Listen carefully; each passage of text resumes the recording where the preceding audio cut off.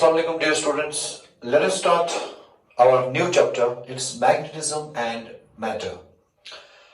तो इससे पहले हम चैप्टर कर रहे थे उसको हमने मूविंग चार्जेस एंड मैग्नेटिज्म आपके एनसीईआरटी पे लिखा है मूविंग चार्जेस एंड मैग्नेटिज्म इसको लिखा है मैग्नेटिज्म एंड मैटर। तो हमने ये सारे को अंडर ए सिंगल हेडिंग पढ़ा that is a magnetism. Okay तो आप इसको मूविंग चार्जेस एंड अब इसको मैग्नेटिज्म एंड मैटर कहो या मैग्नेटिज्म को ही continuity it's one and the same thing no problem. Okay so अभी तक हमने जो सोर्स ऑफ मैग्नेटिक फील्ड देखा अगर आप लोगों को याद होगा हमने देखा कि सोर्स ऑफ मैग्नेटिक फील्ड होता है मूविंग चार्ज।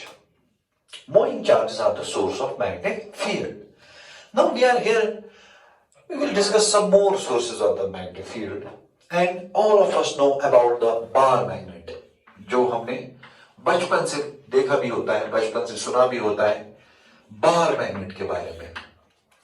तो हम सबको पता है मेरे बेटे बार मैग्नेट जो है बार मैग्नेट में दो पोल्स होते हैं। ये देखो एक होता है नॉर्थ पोल और दूसरा होता है साउथ पोल।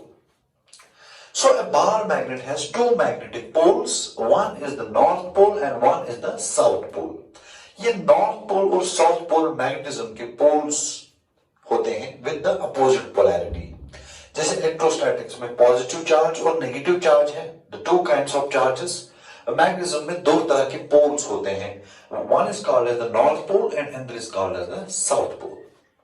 तो अगर हम देखें कि इसका फील्ड पैटर्न कैसा होता है तो मेरे बच्चे अब ऐसे याद रखो नॉर्थ पोल से फील्ड लाइन उठ के साउथ पोल में जाती है और फिर अंदर कंटिन्यूअस होती है वापस अंदर साउथ पोल से नॉर्थ पोल रन करती है। So you will draw this field pattern. ये आपको शायद वहां पूछेंगे कि बार मैग्नेट का फील्ड पैटर्न जो है हमें ड्रॉ करके दे दो ये लेकिन इसमें खास बात यह है कि जो अंदर फील्ड लाइंस होती है बार मैग्नेट के अंदर भी फील्ड लाइंस होती है। बाहर से फील्ड लाइन रन करती है from north pole to south pole और बार मैग्नेट के अंदर यही फील्ड लाइन रन करती है from south pole to north pole. So we have two kinds of field lines produced by a bar magnet. Number one is the field lines which are outside the bar magnet. जो bar magnet के बाहर field lines है वो north pole से south pole run करती है और जो बार मैग्नेट के अंदर फील्ड लाइंस होती है वो साउथ पोल से नॉर्थ पोल रन करती है। सो this is the field pattern of a bar magnet. ये आपको ड्रॉ करना पड़ेगा अपनी नोटबुक पे and you must have noticed that the field lines resemble exactly the field lines due to an electric dipole, except a few things. कुछ differences हैं वो ये है कि यहाँ पर जो फील्ड लाइन है बार मैग्नेट के अंदर भी रन कर रही है south pole to north pole. बाहर कुछ ऐसा ही आपने डाइपोल में भी इलेक्ट्रिक डाइपोल में भी देखा था। तो ये है हमारा बार मैग्नेट। तो इसमें हमें ज्यादा कुछ जानने की जरूरत है नहीं ज्यादा कुछ इसमें है नहीं। The only thing we must be knowing is that a bar magnet has two poles, a north pole and a south pole. Okay, and there is an interesting property of a bar magnet. अगर आपने ये भी सुना होगा छोटी classes में bar magnet के दो पोल्स होते हैं एक नॉर्थ पोल एक साउथ पोल। अगर आप बार मैग्नेट को बीच में काटोगे आपने दो मैग्नेट्स बनाए ये देखो दो मैग्नेट्स। तो हर किसी मैग्नेट का अपना नॉर्थ पोल अपना साउथ पोल इस मैग्नेट का भी अपना नॉर्थ पोल अपना साउथ पोल। तो पोल्स रिजेनरेट होते हैं। तो if you cut a bar magnet, it's not like you are separating the two poles. North pole अलग किया, south pole अलग किया, नहीं. No matter how small the piece is, every piece will have its own north pole and own south pole. That is one of the important properties of the bar magnet. और ये property के बारे में भी हमें छोटी classes में 8th, 7th, 8th में पता होता है, ठीक है? हमारा जो concern है, जो हमें असल में पढ़ना है, वो क्या है? हमें इस लेवल पे जो चीजें करनी है वो क्या है? देखो मेरे बेटी मैं आपको समझाता हूं कि क्या है मसला। देखो इलेक्ट्रोस्टैटिक्स में हमने दो किस्म के चार्जेस देखे थे plus Q and minus Q. फिर हम बोलते थे कि देखो भाई इसकी वजह से यहां इलेक्ट्रिक फील्ड बनेगा ई कितना इलेक्ट्रिक फील्ड बनेगा म्यू नॉट डिवाइडेड बाय अच्छा ऐसे इसको हम ऐसे लिखते थे E is equal to 1 by 4 pi epsilon naught q divided by r square.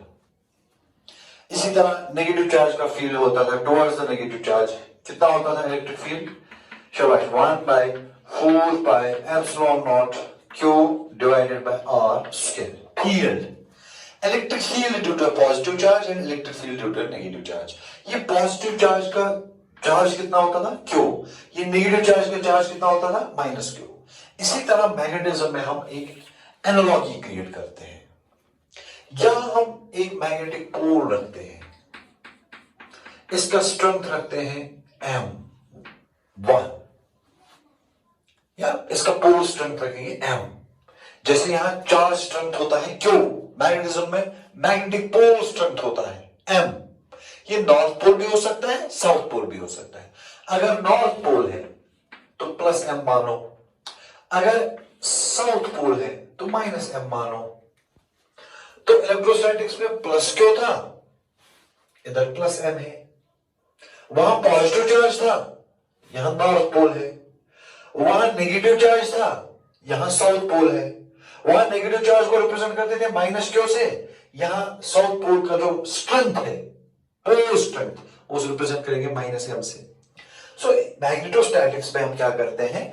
Q plus Q को रिप्रेजेंट करते हैं प्लस M से, और माइनस क्यू को रिप्रेजेंट करते हैं माइनस M से। प्लस क्यू के बदले मानते हैं नॉर्थ पोल, और माइनस क्यू के बदले मानते हैं साउथ पोल। तो इस नॉर्थ पोल को हम बोलेंगे मैग्नेटिक पॉजिटिव पोल, इस साउथ पोल को हम बोलेंगे मैग्नेटिक नेगेटिव पोल। इसका कितना मैग्नेटिक चार्ज है? Plus M। इसका कितना मैग्नेटिक चार्ज है? Minus M। जैसे इस पे कितना चार्ज होता था? Q। इस पे कितना चार्ज होता था? Minus Q। यहां मैग्नेटिज्म में इस पे कितना मैग्नेटिक चार्ज है? Plus M। इस पे कितना मैग्नेटिक चार्ज है? Minus M। खत्म। चलो मेरे बेटे, ये चीज है जो आपको पहले पता होनी चाहिए। अब आप टॉपिक्स लिखते जाओ, जल्दी से इसको खत्म करेंगे, क्योंकि ये सब इलेक्ट्रोस्टैटिक्स में हमने किया होता है, ये कोई बड़ी बात तो है नहीं। I am going to discuss some important things. Number 1 लिखिए, magnetic field strength due to a magnetic charge. Let us suppose हमने कोई मैग्नेटिक चार्ज रखा, यहां पर नॉर्थ पोल या साउथ पोल, कोई मैग्नेटिक चार्ज रखा। इस पे जो मैग्नेटिक चार्ज है वो है प्लस M, और मुझे देखना है at a distance R, a point P which is at a distance R from this magnetic charge, कितना मैग्नेटिक फील्ड बनेगा, उसको नाम रखेंगे B। Very good. तो मैग्नेटिक फील्ड कितना बनता है? अगर इलेक्ट्रिक फील्ड निकालना होता तो हम लिखते K/R स्क्वायर। यहां मैग्नेटिक फील्ड निकालना है, हम लिखेंगे K, Q के बदले M divided by R square. It implies magnetic field is, यहां K इलेक्ट्रोस्टैटिक्स में K होता था 1/4 पाई एप्सिलॉन नॉट, मैग्नेटिज्म में K होता है μ0/4 पाई। बिल्कुल आसान सी चीजें हैं, M divided by R square. So we are trying to create an analogy between the electrostatics and the magnetostatics. वहां पे प्लस Q से दूरी होती थी चार्ज की R, तो फील्ड होता था K/R स्क्वायर। यहां मैग्नेटिक चार्ज से दूरी है R, तो मैग्नेटिक फील्ड होगा K/Q के बदले M divided by R square. So B is equal to K के बदले यहां लिखेंगे μ0/4 pi M by R square. Very good. अब अगर ये नॉर्थ पोल है, if it is a north pole, तो field will be away from the north pole. If it is a south pole, then field will be towards the south pole. जैसे उधर होता था electrostatics में, positive charge है तो field will be away from the positive charge, negative charge है तो field will be towards the negative charge. वैसे यहां पर नॉर्थ पोल है तो फील्ड अवे बनाओ, साउथ पोल है तो फील्ड टुवर्ड्स बनाओ। नीचे लिखो, for north pole, if it is a north pole, हालांकि magnetic monopoles do not exist, but we follow this approach. We can follow this approach. और तो अगर आप देखोगे कि NCERT ने पूरा ये सब स्किप किया है, उसने अवॉइड किया है, क्योंकि वो बोलता है magnetic monopoles do not exist, and that's a fact. But then there is a board called JK board, वहां पर ऐसे क्वेश्चन आते रहते हैं, तो इसलिए हम कर रहे हैं we are creating an analogy between the electrostatics and this magnetostatics. कोई बुरी बात नहीं है, this approach can be followed. Okay, so नीचे लिखो, if it is a north pole, field will be away from the north pole, radially away, and if it is a south pole, field will be radially into the south pole. Very good. चलो मेरे बेटे, दूसरा Coulomb's law. Coulomb's law for magnetostatics. यहां भी Coulomb's law है, बिल्कुल वही repeat हो रहा है इलेक्ट्रोस्टैटिक सारा. यहां भी Coulomb's law है. Let us suppose we have a magnetic charge जिसका स्ट्रेंथ है m1 और यहां है हमारा मैग्नेटिक चार्ज दूसरा जिसका स्ट्रेंथ है m2 और इन दोनों के बीच की दूरी है बेटे r. तो according to Coulomb's law, the force between the magnetic charges is directly proportional to product of the magnetic charges m1 m2 and inversely proportional to square of the distance between them r square. जैसे electrostatics में होता था q1 q2 by r square, यहाँ m1 m2 by r square है. इसका मतलब हुआ मेरे बेटे F is equal to K constant of proportionality शाबाश m1 m2 divided by r square. इसका मतलब हुआ मेरे बेटे F is equal to K के बदले mu not divided by 4 pi आगे m1 m2 divided by r square. This is the force of attraction or repulsion. Force of attraction or repulsion between the two magnetic charges is F is equal to mu naught by 4 pi m1 m2 divided by r square. अगर charges होते तो q1 q2 by r square, यहाँ magnetic charges है तो m1 m2 by r square. नीचे लिखो like poles attract, like poles repel and unlike poles attract. मतलब अगर ये नॉर्थ पोल है और ये साउथ पोल है तो फोर्स होगा अट्रैक्टिव. अगर ये नॉर्थ पोल है ये भी नॉर्थ पोल है, फोर्स होगा रिपल्सिव. अगर ये साउथ पोल है ये भी साउथ पोल है, force again repulsive. So like poles repel, unlike forces attract by means of a force and that force is given by this. बराबर इलेक्ट्रोस्टैटिक्स की तरह. तो कूलम्स लॉ हम आराम से लिखेंगे. According to Coulomb's law, the force between two magnetic charges is proportional to the product of the magnetic charges and inversely proportional to square of the distance between them. That means the force is equal to constant of proportionality K and that's equal to mu naught by 4 pi. Okay. So that is the Coulomb's law. Now we will discuss Gauss's law for magnetism. ये ऐसा ही है, इसमें छोटी छोटी चीजें हैं, ज्यादा कुछ है नहीं, छोटी छोटी चीजें हैं इसमें.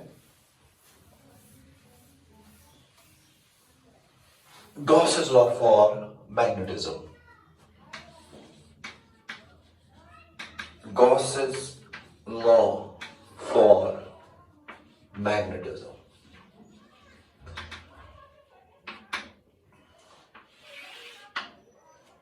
Gauss's law for magnetism क्या है? जरा इलेक्ट्रोस्टैटिक्स में Gauss's law क्या होता था? शाबाश. Electric flux is equal to charge enclosed divided by epsilon naught. ये इलेक्ट्रिक फ्लक्स को हम ऐसे भी लिख देते हैं, integration of E dot ds is equal to Q enclosed divided by epsilon naught. ये भी हम लिख देते हैं, सरफेस इंटीग्रल होता था ये. तो इलेक्ट्रोस्टैटिक्स में जो गॉसेस लॉ था वो है electric flux is charge enclosed by surface divided by epsilon not. इसके बारे में हम ऑलरेडी पढ़ चुके हैं. अब हम लिखेंगे गॉसेस लॉ फॉर मैग्नेटिज्म क्या है. गॉसेस लॉ फॉर मैग्नेटिज्म है integration of B dot ds. इसमें होता था E dot ds electric field का सरफेस इंटीग्रल, यहां होता है मैग्नेटिक फील्ड का surface integral is equal to होना क्या चाहिए, वहां था Q enclosed by epsilon naught, यहां क्या होना चाहिए था M enclosed by epsilon naught. ध्यान से देखो, अभी लिखना नहीं. वहां होता था charge enclosed by epsilon naught, यहां होता था, यहां होना चाहिए मैग्नेटिक चार्ज एनक्लोज्ड बाय, चलो एप्सिलॉन नॉट नहीं, यहां म्यू नॉट होना चाहिए, some form of a constant, ऐसा होना चाहिए था. लेकिन ऐसा है नहीं. मैग्नेटिज्म में है इज इक्वल टू 0. सो होना चाहिए था एनक्लोज्ड मैग्नेटिक चार्ज यहां से, लेकिन मैग्नेटिक चार्ज एनक्लोज नहीं आता है, यहां से लिखते हैं हमेशा इक्वल टू 0. इसका मतलब magnetic charge enclosed is always 0. आप कोई कोई भी सरफेस बनाओ, रैंडमली कोई भी सरफेस बनाओ, गॉसेस लॉ फॉर मैग्नेटिज्म कहता है कोई भी सरफेस बनाओगे हमेशा अंदर नेट मैग्नेटिक चार्ज एनक्लोज जो होगा वो जीरो ही होगा। ऐसा क्यों है मैं आपको बताता हूं ऐसा क्यों है। क्योंकि बेटे मैग्नेटिज्म में हमें पता है, मैग्नेटिज्म में जहां कहीं पर भी आपने नॉर्थ पोल देखा अटैच साथ में आपने साउथ पोल भी देखा। बार मैग्नेट ही देखो आप, नॉर्थ पोल है साउथ पोल है। आप करंट कैरिंग लोड ही देखो, नॉर्थ पोल भी है साउथ पोल भी है। So anything you take the example of a solenoid, उसमें करंट डालो, नॉर्थ पोल भी है साउथ पोल भी। इसका मतलब आप कोई भी सरफेस अगर ड्रॉ करोगे, गॉसियन सरफेस ड्रॉ करोगे, वो गॉसियन सरफेस हमेशा नॉर्थ पोल साउथ पोल दोनों को एनक्लोज करेगा। जब नॉर्थ पोल को भी एनक्लोज किया, साउथ पोल को भी एनक्लोज किया, तो नेट मैग्नेटिक चार्ज हमेशा कितना एनक्लोज होगा? जीरो। मैग्नेटिक चार्ज हमेशा एनक्लोज होगा जीरो। क्यों? क्योंकि नॉर्थ पोल पे अगर चार्ज है प्लस एम, साउथ पोल पे चार्ज होगा माइनस एम, टोटल चार्ज होगा plus M minus M, that is zero. So that is why in Gauss's law for magnetism, the surface integral of magnetic flux through any Gaussian surface is always equal to zero. Because जहां आपको north pole मिलेगा वहां साथ ही आपको attach south pole भी मिलेगा। तो कहने का मतलब ये हुआ, ये लॉ हमें क्या बोलता है? ये बोलता है कि मैग्नेटिक मोनोपोल्स जो है डू नॉट एग्जिस्ट। मतलब आप कहीं पर भी अलग से नॉर्थ पोल नहीं देखोगे, आप कहीं पर भी अलग से साउथ पोल नहीं देखोगे, आप हमेशा नॉर्थ पोल और साउथ पोल को साथ साथ देखोगे। If there is a north pole there is an attached south pole, उधर ही साथ में। So that is the meaning of Gauss's law for magnetism. तो लिखेंगे मेरे बेटे, बिल्कुल आसान सी चीज। Again it can be asked as a 2 mark और 3 मार्क क्वेश्चन। लिखेंगे the magnetic flux through any Gaussian surface, the magnetic flux through any Gaussian surface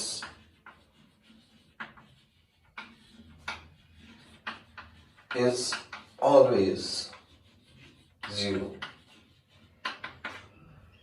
Magnetic flux through any closed, the magnetic flux through any closed Gaussian surface is always zero. Mathematically, integration of B dot ds is always zero. हमेशा zero होगा। कभी भी Gaussian surface में कोई magnetic charge enclose नहीं होगा, net magnetic charge enclose नहीं होगा, क्योंकि हमेशा अगर प्लस एम एनक्लोज होगा साथ में माइनस एम भी एनक्लोज होगा, plus M minus M zero आएगा। तो दैट्स व्हाट इसका मतलब क्या है? ध्यान से देखो मेरे बेटे, इसका मतलब क्या है? सिग्निफिकेंस जो है इसका क्या है? Magnetic monopoles, magnetic monopoles, monopoles मतलब isolated north pole and isolated south pole, do not exist, exist ही नहीं करेगी मेरे बेटे। That means you can never have an isolated North Pole and you can never have an isolated South Pole. So this is the Gauss's law for magnetism. You have to note it down. This may be asked as a 2 or 3 mark question. तो इसका एक implication ये भी है कि देखो, अगर आप एक बार मैग्नेट लाओगे, आपने देखा हुआ है, अभी मैं बोल रहा था, बार मैग्नेट को काटो, जब आप इसको काटोगे तो आप अलग नॉर्थ पोल अलग साउथ पोल ऐसा नहीं होगा। इसके 2 बार मैग्नेट बनेंगे, एक और दूसरा। इसका भी अपना नॉर्थ पोल साउथ पोल होगा, इसका भी अपना नॉर्थ पोल और साउथ पोल होगा। That means you can isolate these magnetic poles. If you go on cutting it again and again and again, finally अगर आपको एक एटम भी मिलता है, एटम को और डिवाइड करोगे, एक रिवॉल्विंग इलेक्ट्रॉन भी अगर आपको मिलता है, एक रिवॉल्विंग इलेक्ट्रॉन, आप बोलोगे सर रिवॉल्विंग इलेक्ट्रॉन, देखो revolving electron is analogous to a current carrying loop. इसमें भी 2 पोल्स मिलेंगे, नॉर्थ पोल साथ में एक अटैच साउथ पोल। तो हमेशा एटॉमिक लेवल पे भी अगर आप देखोगे, इलेक्ट्रॉनिक लेवल पे भी अगर आप देखोगे, तो there are north pole and an associated south pole. तो इसीलिए हम कहते हैं कि गॉसेस लॉ कहता है मैग्नेटिक मोनोपोल्स जो है दे डू नॉट एग्जिस्ट.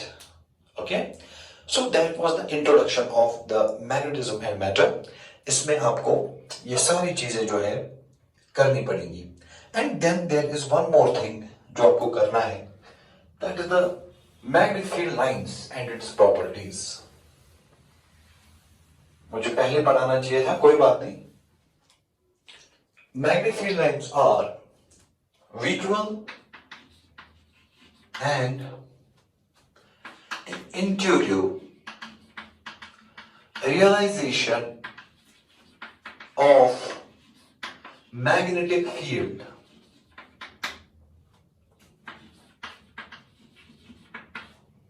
जो मैग्नेटिक फील्ड लाइंस हैं, they help us to visualize the magnet, just like electric field lines help us to visualize the electric field. Magnetic field lines help us to visualize the magnetic field. तो इनके properties होते हैं. Property number 1, शाबाश. Property number 1, property number 1, they form closed continuous loops. Closed continuous loops मतलब magnetic field line एक closed loop होता है. उसका क्या मतलब है? That is they run from north pole to south pole outside the magnet and from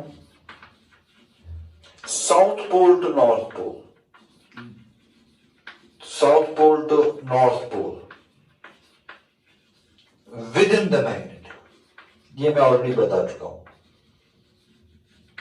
within the magnet मतलब जैसे इलेक्ट्रोस्टैटिक्स में हमने इलेक्ट्रिक फील्ड लाइंस पढ़ी थी. आपको याद होगा इलेक्ट्रिक फील्ड लाइंस में हमने देखा था they start from positive charge and end at negative charge. यहां ऐसा नहीं है. यहां देखो क्या होता है. यहां बेसिक डिफरेंस यही है. नॉर्थ पोल से साउथ पोल गई फील्ड लाइन, कोई बात नहीं, लेकिन फिर अंदर वापस south pole to north pole जाती है. So it is a closed continuous loop magnetic field line. It's a closed continuous loop. Electric field line has a starting point, positive charge, end point, negative charge. यहाँ ना कोई starting point है, ना कोई end point है. There is no start point, starting and ending point. Because outside the magnet it runs from north pole to south pole, but within it runs from south pole to north pole. That's an important property of magnetic field line, and this property differentiates it from the electric field line. अगर आपने magnetic field देखा होगा एक current carrying wire का magnetic field circular field line होती है, और circle का ना कोई स्टार्टिंग पॉइंट होता है ना कोई एंड पॉइंट होता है defined. Okay, so this is the difference, the basic difference between electric field lines and magnetic field lines यही है. बाकी ऑलमोस्ट सेम ही है. दूसरा प्रॉपर्टी लिखो मेरे बेटे. दूसरा प्रॉपर्टी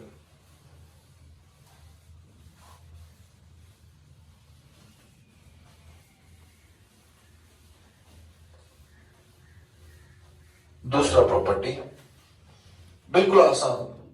देखो मेरी ओर, इसको मैं ज्यादा नहीं डिटेल्स में जाऊंगा. The tangent drawn to a magnetic field line gives the direction of net magnetic field at that point. बराबर जैसे इलेक्ट्रिक फील्ड. अगर आप ये मानो एक बार मैग्नेट है, उसका नॉर्थ पोल है, उसका साउथ पोल है. This is late us suppose the magnetic field line. अगर मैं इस पॉइंट पे टेंजेंट डालूं, ये देखो टेंजेंट है, tangent at this point which you draw to a magnetic field line gives the direction of net magnetic field at that point. बराबर जैसे इलेक्ट्रिक फील्ड लाइन का होता था, इलेक्ट्रिक फील्ड लाइन को भी जब टेंजेंट डालते थे तो नेट फील्ड का डायरेक्शन मिलता था, यहां पर भी ऐसा ही है। बिल्कुल फजूल, आप खुद भी पढ़ सकते थे, इसमें इतना कुछ तो है नहीं। तीसरा property, the density of magnetic field line, magnetic field lines is proportional to the strength of magnetic field. Again, the property resembles that of the electric field. Electric field lines जहां क्लोजली पैक्ड होती थी, density ज्यादा होती थी, वहां electric field ज्यादा होता था। जहां magnetic field lines electric field lines दूर दूर होती थी तो इलेक्ट्रिक फील्ड वहां कम होता था। बिल्कुल मैग्नेटिक फील्ड में भी ऐसे ही, densely packed magnetic field lines means more strength of magnetic field and loosely packed magnetic field line means शाबाश less strength of the magnetic field. Again, the same property as we have discussed in the electric field. Last property, property number 4. The magnetic field lines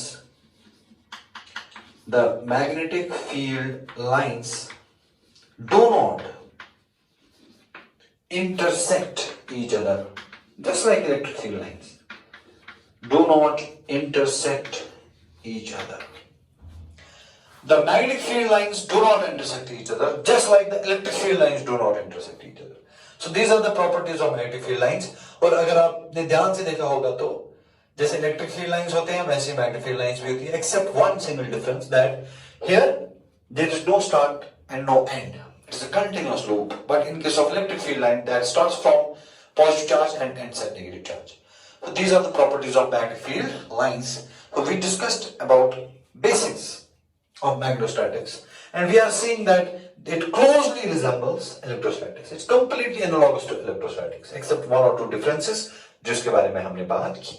अब हम देखेंगे मेरे बेटे magnetic dipole क्या होता है, जो हम ऑलरेडी बात कर चुके हैं। आज हम और एक बार मैग्नेटिक डाइपोल के बारे में देखेंगे। मैग्नेटिक डाइपोल क्या है, मैग्नेटिक डाइपोल स्ट्रेंथ क्या है, फिर फील्ड निकालेंगे एक्शन लाइन पे, इक्वेटोरियल लाइन पे, फिर टॉर्क निकालेंगे, पोटेंशियल एनर्जी, जो हम बराबर इलेक्ट्रोस्टैटिक्स पे करते थे जब हमने पढ़ा था electric dipole in an electric field. यहां पढ़ेंगे magnetic dipole in a magnetic field, तो वही सब कुछ रिपीट होगा। दैट्स व्हाई मैं थोड़ा सा I am moving a bit fast.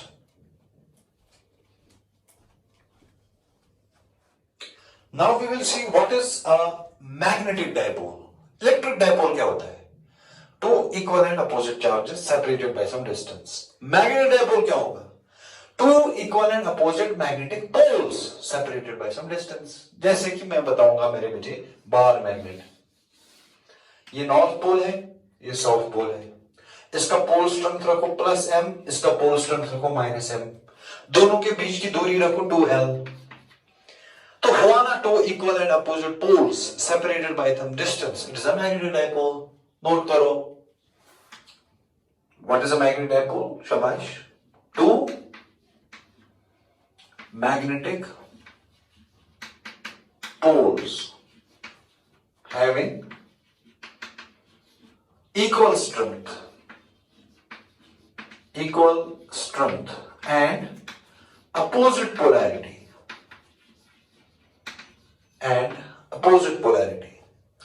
separated by some distance. Very good. For example, bar magnet. ये देखो, this is a magnetic dipole. Two equal and opposite poles, north pole, south pole, +m -m, separated by distance 2l. Electrostatics में होता था +q -q separated by 2l. Okay. उसके बाद है magnetic dipole moment. Magnetic dipole moment क्या होता है? Magnetic dipole moment देखो, it is a measure of strength of the magnetic dipole. कौन सा मैग्नेटिक डाइपोल कितना स्ट्रॉन्ग है, that can be measured by magnetic dipole moment. Defining the magnetic dipole moment, लिखो क्या होता है, शाबाश। It is defined as the, शाबाश, product of either of the magnetic charge, either of the magnetic charge and the separation between the magnetic charges,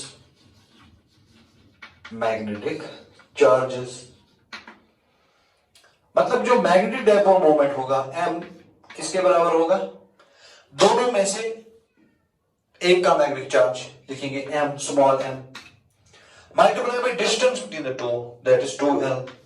ये देखो electrostatics में होता था q into 2l, electric dipole moment, magnetism में होता है m into 2l, magnetic dipole moment. बिल्कुल आसान सी चीजें हैं। नीचे लिखो, the direction of the magnetic dipole moment is from south pole to north pole. नीचे लिखो, the direction of the magnetic dipole moment is from south pole to north pole. This is the direction of the magnetic dipole moment, south pole to north pole. जैसे electrostatics में होता था negative charge to positive charge, यहां होता है south pole to north pole. Okay, अगला point लिखेंगे, last point magnetic dipole moment में लास्ट पॉइंट लिखेंगे बेटे, it measures the strength of a magnetic dipole. It measures the strength of the magnetic dipole. It measures the strength of the magnetic dipole. कहानी हो गई खत्म। सो अब हमने देखा मैग्नेटिक डाइपोल क्या है, मैग्नेटिक डाइपोल मोमेंट क्या है, बराबर जैसे इलेक्ट्रोस्टैटिक्स में हमने देखा था इलेक्ट्रिक डाइपोल क्या है, इलेक्ट्रिक डाइपोल मोमेंट क्या है। वहां होता था Q into 2l, यहां होता है M into 2l। वहां होता था negative charge to positive charge, यहां होता है south pole to north pole. That's all. Now we will see, जैसे हमने निकाला था field due to an electric dipole on axial line and equatorial line. अब हम देखेंगे field due to a magnetic dipole on axial line and equatorial line। लिखे मेरे बेटी, magnetic field due to a magnetic dipole on its axial line।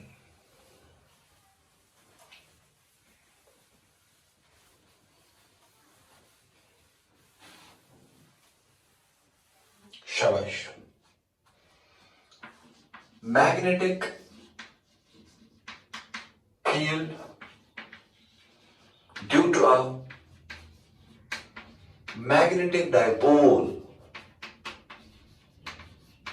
मगर कहां पर, on axial line.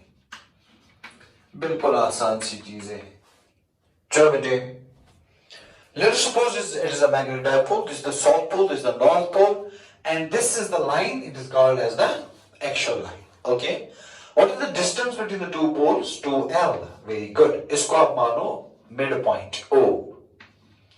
Point P पे हमें मैग्नेटिक फील्ड निकालना है, और पॉइंट P जो है ये मिड पॉइंट से कितनी दूरी पर है, लेट अस सपोज r दूरी पर है, बराबर इलेक्ट्रोस्टैटिक्स की तरह। अब यहां कितने फील्ड होंगे, एक होगा नॉर्थ पोल की वजह से, दूसरा होगा साउथ पोल की वजह से। नॉर्थ पोल की वजह से होगा अवे, इसको लिखेंगे BN। साउथ पोल की वजह से होगा टुवर्ड, इसको लिखेंगे BS। नेट फील्ड होगा BN माइनस BS, क्योंकि अपोजिट डायरेक्शन में। लिखो, नॉर्थ पोल का मैग्नेटिक फील्ड कितना, mu naught by 4 pi m by r square, bracket में away, as shown in the diagram. South pole का मैग्नेटिक फील्ड कितना, mu naught by 4 pi m by r। अरे यार, ये देखो, सॉरी, एक चीज बेटे प्लीज ख्याल रखो यहां पर, again I should do it. ध्यान से देखो, नॉर्थ पोल का magnetic field mu naught by 4 pi, आज जाने दो, हम इसको के लिखेंगे, के का म्यू नॉट बाय 4 पाई बार बार लिखते जाएंगे, के हमें पता है म्यू नॉट बाय 4 पाई, के पोस्टम थे एम डिवाइडेड बाय दूरी, अरे भाई पॉइंट पी की दूरी नॉर्थ पोल से कितनी है और माइनस एल, यहां से यहां तक आर, यहां से यहां तक एल, यहां से यहां तक आर माइनस एल, बराबर इलेक्ट्रोस्टैटिक्स की तरह आर माइनस एल का होल स्क्वायर, किस डायरेक्शन में, एवे। इसी तरह बेटे magnetic field due to south pole किसके बराबर, के एम डिवाइडेड बाय, बताओ ये पॉइंट पी साउथ पोल से कितनी दूरी पर है, R plus L, very good, R plus L का whole square, direction towards, towards, अरे भाई इलेक्ट्रोस्टैटिक्स रिपीट हो रहा है वापस, सब वही है, उधर भी बराबर आर माइनस एल का whole square R plus L, सिर्फ इधर क्यों था, इधर क्यों था, इधर यहां क्यों के बदले एम, क्यों के बदले एम। नेट फील्ड बताओ मेरी बेटी, क्या करोगे net field, north B N minus B S is equal to, बताओ बी एन के बदले K M divided by R minus L का whole square minus K M divided by R plus L का whole, this is the net magnetic field. शाबाश, इसको थोड़ा सा solve करेंगे अब आगे, इसको थोड़ा सा बेटे सॉल्व करेंगे आगे।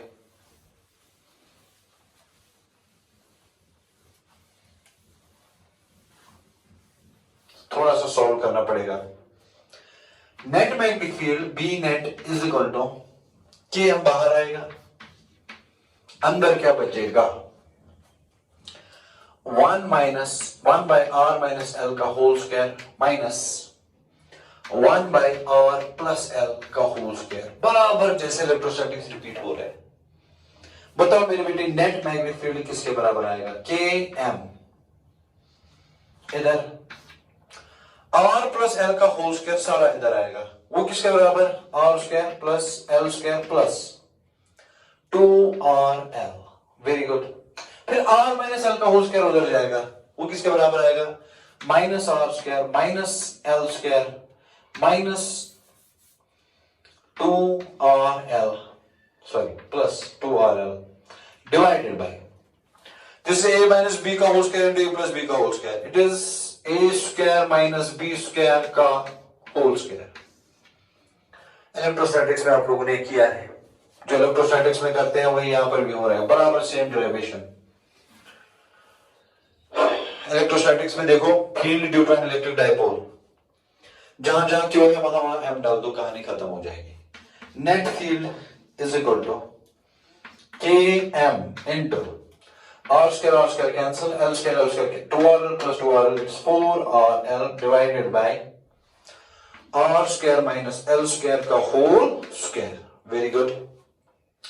So what is the net magnetic field, शाबाश, K, ये देखो, ये है ना M into 4R, इसको हम लिखेंगे 2K, 4 के बदले इधर 2 लिखा, तो क्या बचा 2MR हो गया कैपिटल M,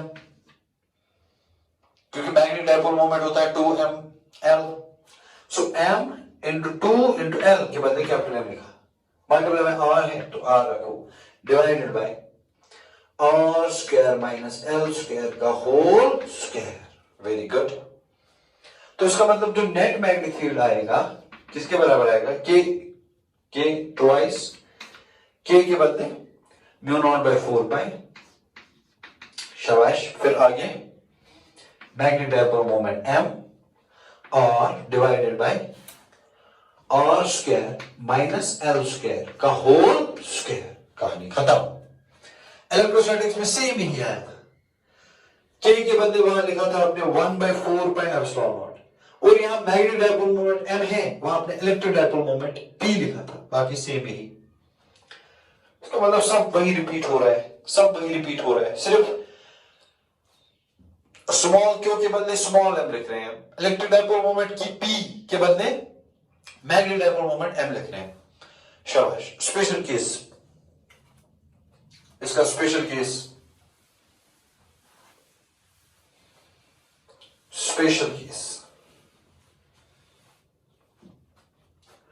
स्पेशल केस क्या है बेटे? स्पेशल केस अगर जो आर है it is greater than L, मतलब पॉइंट पी आप बहुत दूर लोगे तो क्या होगा मैग्नेटिक field? B is equal to mu naught by 4 pi जो के है M R divided by L neglect होगा, ये बनेगा आर स्क्वायर का whole square that is R is power 4। इसका मतलब बी आएगा बराबर 2 म्यू नॉट बाय 4 पाई के बदले K M bye are cube. इसका मतलब बी आएगा inversely proportional to R cube. बराबर इलेक्ट्रोस्टैटिक्स में भी ऐसा ही हुआ था, सिर्फ यहां एम है मैग्नेटिक डाइपोल मोमेंट, वहां इलेक्ट्रिक डाइपोल मोमेंट पी होता था। बस ये है एक्शन लाइन का फील्ड। लास्ट में लिखो note the direction of the net magnetic field, the direction of the net magnetic field is the same as that of the magnetic moment। जैसे electrostatics में बराबर वैसे ही the net magnetic field has the same direction as that of the magnetic moment। यहां magnetic moment का direction south to north, तो this is the direction of magnetic moment। इसका मतलब इस पॉइंट पे मैग्नेटिक फील्ड का डायरेक्शन जो है नेट फील्ड वो भी इसी डायरेक्शन में होगा, जो मैग्नेटिक मोमेंट का डायरेक्शन वही फील्ड का भी direction. So that is the magnetic field on the axial line. Now we will see the magnetic field on the equatorial line. तो लिखो मेरे बेटे magnetic field due to a magnetic dipole on the equatorial line. Magnetic field on equatorial line बराबर electrostatics की तरह। चलो बच्चे बात करते हैं magnetic field on equatorial line. देखो मेरे बेटा, late us suppose this is a bar magnet, ये कौन सा पोल? North pole. ये कौन सा पोल? South pole. शाबाश। और नॉर्थ पोल और साउथ पोल, ये मिड पॉइंट हो गया O, ये दूरी हो गई L, वो वाली दूरी भी हो गई M। ठीक, इसको हम मानते हैं बेटे मिड पॉइंट O। चलो जी, तो this line is called as the equatorial line. We know it already, this is the equatorial line.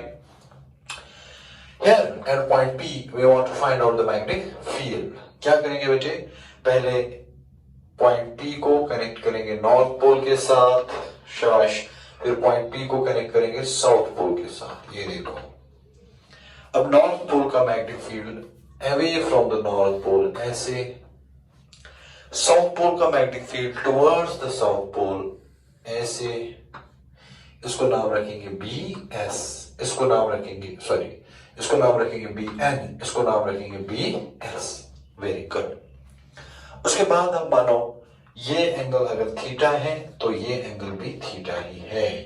ये अगर L है, ये अगर ये भी L है, ये डिस्टेंस हम मानते हैं, ये डिस्टेंस इसको R मानते हैं, तो ये डिस्टेंस हो गया under root of L square plus R square. ये वाला डिस्टेंस भी हुआ यहां से under root of L square plus R square.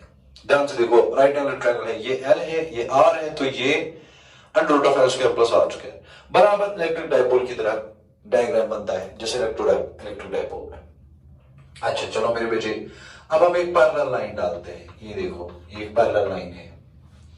If this angle is theta, this angle is also theta, alternate interior angles, and this angle is also theta। Very good. चलो मेरे बेटे, अब क्या करना है? लिखो नॉर्थ पोल का magnetic field. लिखेंगे बेटे BN is equal to K, north pole का charge M, magnetic charge plus M, उसका है minus M, KM divided by दूरी, नॉर्थ पोल से दूरी है ये, इसका स्क्वायर करेंगे तो आएगा L square plus R square. Direction इसको मानो N, इसको हमने माना P, along NP, along NP, मगर away. Along NP, away. Very good. चलो BS साउथ पोल का मैग्नेटिक फील्ड बताओ इस पॉइंट पे. शाबाश. K M डिवाइडेड बाय इसका मैग्नेटिक चार्ज -m है तो इसलिए हमने लिखा m डिवाइडेड बाय ये वाली distance again l square plus r square का whole square, that is again l square plus r square, मगर ये है along PS towards along ये है ना पॉइंट P मेरे बेटे, along PS मगर towards south pole. Very good. ये था इक्वेशन नंबर 1. ये था इक्वेशन नंबर 2. अब हमें देखना है नेट मैग्नेटिक फील्ड. वही रिजॉल्व करके इसका ये वाला कंपोनेंट, इसका ये वाला कंपोनेंट, इसका ये वाला कंपोनेंट, इसका ये रिजॉल्व करना आता है मेरे बेटे. चलो इसको रिजॉल्व करते हैं. क्या है यहां से BN cos थीटा, इसका कंपोनेंट क्या है यहां से BS cos थीटा, इसका ये वाला वर्टिकल कंपोनेंट क्या आएगा BN sin थीटा, इसका वर्टिकल कंपोनेंट BS का ये वाला शाबाश BS sin theta. Very good. ये BN ये BS खत्म हो गया. BN sin theta BS sin theta आपस में कैंसिल, तो नेट मैग्नेटिक फील्ड क्या बनेगा BN cos theta plus BS cos theta. Very good. लिखेंगे from vector resolution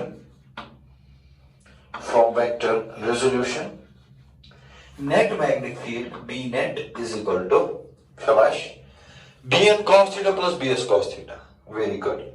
BN cos theta plus BS cos theta, but we know BN is equal to BS magnitude wise, so we can write down B net is equal to 2BN cos theta. Okay, so net magnetic field is 2BN cos theta, क्योंकि BN और BS आपस में बराबर है magnitude wise. ये भी है वही, ये भी वही है, तो दोनों के बदले हमने BN प्लस BS के बदले 2SBN cos theta लिखा. So that is the net magnetic field. बराबर इलेक्ट्रिक डायपोल में भी यही होता है. अगर आप एक साइड से इलेक्ट्रोस्टैटिक्स का वो नोटबुक रखोगे और फिर डेरिवेशन देखोगे, कुछ नहीं हो रहा है यार, सब कुछ सेम है. सिर्फ दो चीजें हो रही है. वहां क्यों है, यहाँ m है, बस. वहां इलेक्ट्रिक चार्ज क्यों है, यहाँ मैग्नेटिक चार्ज m है, बस. बाकी सेम वही है.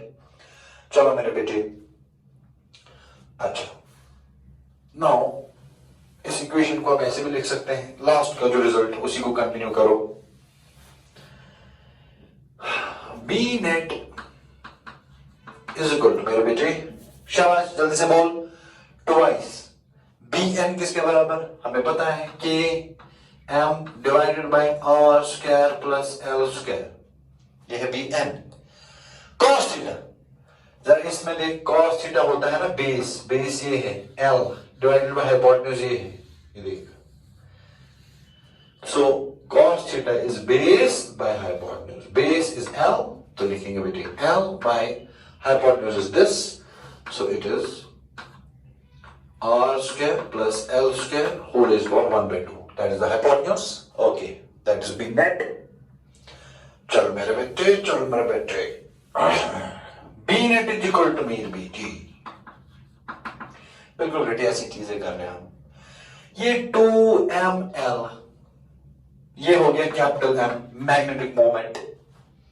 जैसे इलेक्ट्रोस्टैटिक्स में 2QL P होता है, यहां 2ml कैपिटल M होता है मैग्नेटिक मोमेंट. फिर अपना चलो KM divided by R square plus L square whole raised power 3/2. ये है. It implies net magnetic field is equal to K के बदले mu naught divided by 4 okay, magnetic moment divided by शाबाश R square plus L square whole power 3 ये निकला net magnetic field. This is the net magnetic field on the axial line, sorry equatorial line. अगर आप electrostatics में देखते तो यही result था KP बाकी ही, और वहां के का वैल्यू होता है 1/4 एप्सिलॉन नॉट, बस दैट्स इट। अगला लिखो, the direction of the field is, the direction of B net, मतलब नेट magnetic field, is opposite to magnetic moment. बताओ क्यों? देख, मैग्नेटिक मोमेंट हमेशा होता है south pole to north pole, net field का डायरेक्शन ये है, अपोजिट हो गई। Magnetic moment south pole to north pole, net field resolution से ये मिला हमें, तो अपोजिट है ना, बराबर। इलेक्ट्रिक डायपोल में भी यही था रिजल्ट। चलो मेरे बेटे, special case, special case, special case क्या है? स्पेशल केस वही स्पेशल केस, अगर जो दूरी है वो बहुत ही ज्यादा है डायपोल लेंथ से, एल से या 2l से भी, तो नेट मैग्नेटिक फील्ड किसके बराबर आएगा मेरे बेटे? μ0/4 पाई m डिवाइडेड बाय, ये l नेगलेक्ट होगा, स्क्वायर और रूट कैंसिल हो करके यहां बोलेगा r³। शाबाश, चलो जी, चलो जी। इसका मतलब नेट मैग्नेटिक फील्ड जो है किसके बराबर आएगा? इनवर्सली प्रोपोर्शनल टू r, बराबर इलेक्ट्रोस्टैटिक्स में जो डायपोल का फील्ड था, जो जो चीजें डायपोल के फील्ड के साथ हुई थी वो यहां पर भी सेम वही चीजें हुई। बार मैग्नेट का फील्ड एक्सियल लाइन और इक्वेटोरियल लाइन पे। So that's it. That's all about the bar magnet का जो फील्ड है on axial line and the equatorial line. And you can relate that the axial line का field होता है equatorial line से double, बराबर जो इलेक्ट्रोस्टैटिक्स में हमने किया वही है। मैं जस्ट आप लोगों को ये फील दिलाना चाहता हूं कि अगर आप इलेक्ट्रोस्टैटिक्स में इलेक्ट्रिक डायपोल को मैग्नेटिक डायपोल से रिप्लेस करोगे, पॉजिटिव चार्ज को नॉर्थ पोल से रिप्लेस करोगे, नेगेटिव चार्ज को साउथ पोल से रिप्लेस करोगे, तो आपको मैग्नेटोस्टैटिक्स मिलेगा, कोई बुरी बात नहीं है। चलो अब हम क्या करेंगे मेरे बेटे, अब हम जो बार मैग्नेट है, इस बार मैग्नेट को हम एक एक्सटर्नल मैग्नेटिक फील्ड में डालेंगे तो देखेंगे कि इसको क्या होगा। जैसे हमने इलेक्ट्रिक डायपोल को एक्सटर्नल इलेक्ट्रिक फील्ड में डाला था, वैसे ही अब बार मैग्नेट को एक्सटर्नल मैग्नेटिक फील्ड में डालेंगे। तो our topic is torque, torque on a magnetic dipole. What we are going to do, let us place the bar magnet. ये देख मेरे बेटे, this is our bar magnet. How many poles? 2. Number 1 north pole, number 2 south pole. Let us suppose इसको हमने एक uniform magnetic field में डाल दिया। ये देखो, this is uniform magnetic field. और कितना मैग्नेटिक फील्ड है मेरे बेटे? B. Very good. इसका चार्ज है m, इसका चार्ज है -m। बताओ मेरे बेटे क्या होगा? जब इलेक्ट्रिक चार्ज को इलेक्ट्रिक फील्ड में डालोगे तो इलेक्ट्रिक फोर्स लगता है, मैग्नेटिक चार्ज को मैग्नेटिक फील्ड में डालोगे तो मैग्नेटिक फोर्स लगेगा। बताओ कितना? वहां पे फोर्स लगता था QE, यहां पर लगेगा MB। तो इस पोल पे इस डायरेक्शन में फोर्स लगेगा MB, इस पोल पे इस डायरेक्शन में फोर्स लगेगा MB। Very good. ये एंगल मानो अब थीटा। जो मैग्नेटिक डायपोल ने, मैग्नेटिक डायपोल मोमेंट ने जो मैग्नेटिक फील्ड के साथ एंगल बनाया, दैट इज थीटा, बराबर इलेक्ट्रोस्टैटिक्स में जो हुआ था वो यहां पर भी हो रहा है। अच्छा चलो मेरे बेटे, so we have to find out the torque. बताओ मेरे बेटे ये दूरी कितनी है? ये दूरी है, हाँ शाबाश, 2l। शाबाश मेरे बेटे। So we consider a magnetic dipole having magnetic charges m and -m in the form of north pole and south pole, which is placed in a uniform magnetic field B. The force experienced by north pole is mb along B, and the force experienced by south pole is mb but opposite to B. Electrostatics में भी यही हुआ था, plus Q पे along the line force apply होता है और minus Q पे अपोजिट होता है। Now we know what is torque. Torque होता है दोनों में से एक force, either force multiply by perpendicular distance between the forces, 1000 बार हम बोल चुके हैं, perpendicular distance between the forces, that is the torque. So torque जो है, what is either force, either मतलब दोनों में से एक, एमबी लिखो कोई बात नहीं, एमबी, एमबी को मल्टीपल करो perpendicular distance between the forces. क्या एमबी और एमबी के बीच में ये डिस्टेंस जो है 2l, is that the perpendicular distance? No, it is not the perpendicular distance. Perpendicular distance हमें निकालना पड़ेगा. कैसे? We will draw a perpendicular. ये देखो, this line is the perpendicular distance, ये वाला लाइन. और ये कितना है?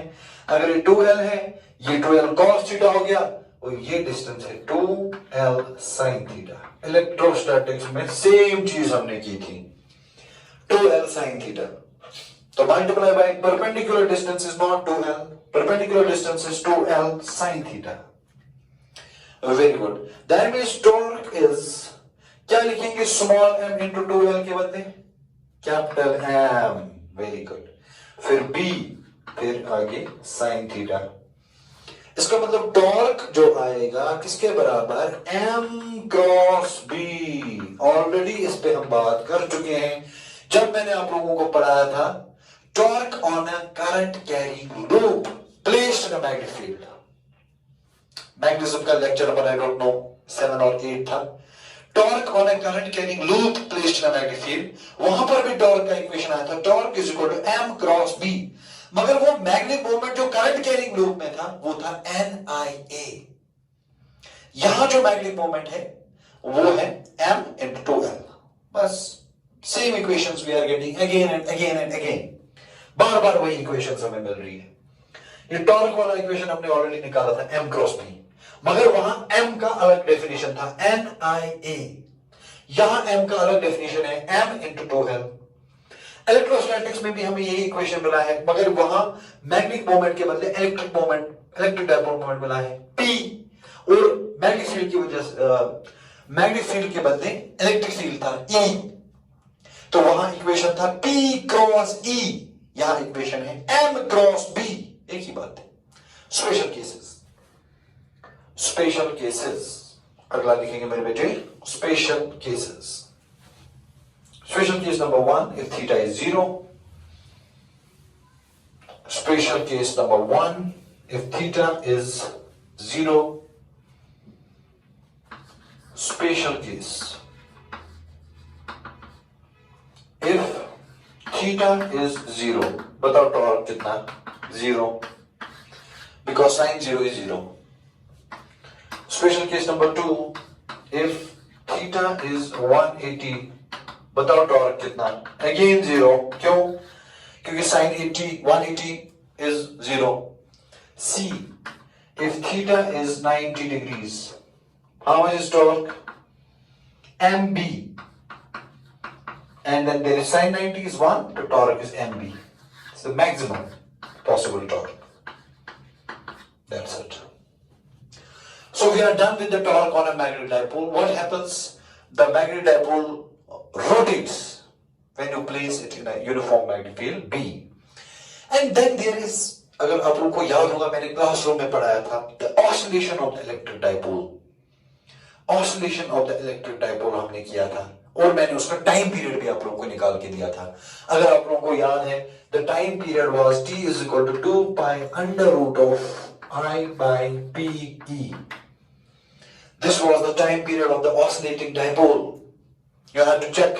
I have discussed this stuff. We have already done this stuff. Time period of an oscillating electric dipole. It was 2 pi under root of I by PE. यहाँ पर बेटे time period of oscillating magnetic dipole will be 2 pi under root of I was moment of inertia. यहाँ पर भी moment of inertia I divided by, यहाँ electric dipole moment होता था P, अब आएगा magnetic dipole moment M. उधर electric field होता था E, यहाँ magnetic field होता है NB. ये देखो B. तो t equal to 2 by under root of I by PE के बदले t equal to 2 by under root of I by MB.